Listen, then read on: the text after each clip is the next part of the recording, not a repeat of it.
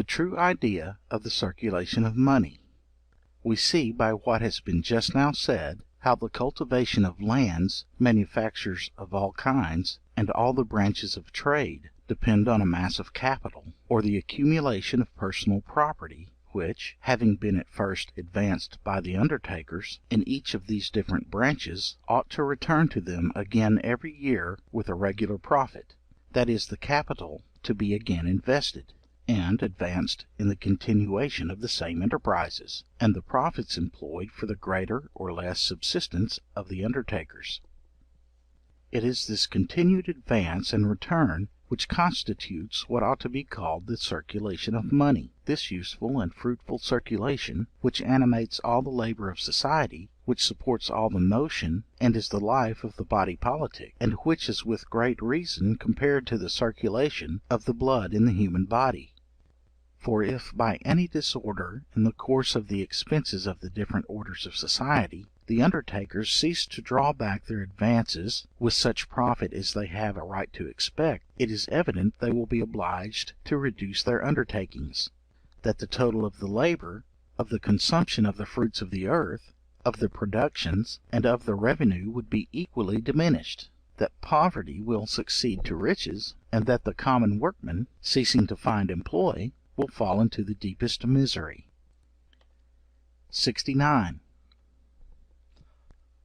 All extensive undertakings, particularly those of manufactures and of commerce, must indispensably have been very confined before the introduction of gold and silver in trade. It is almost unnecessary to remark that undertakings of all kinds, but especially those of manufactures, and above all those of commerce, must unavoidably be very confined before the introduction of gold and silver in trade,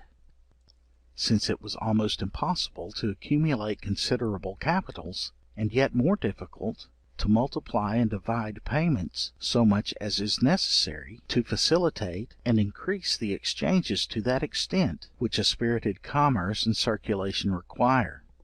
The cultivation of the land only may support itself to a certain degree, because the cattle are the principal cause of the advances required therein, and it is very probable there is then no other adventurer in cultivation but the proprietor. As to arts of all kinds, they must necessarily have been in the greatest languor before the introduction of money.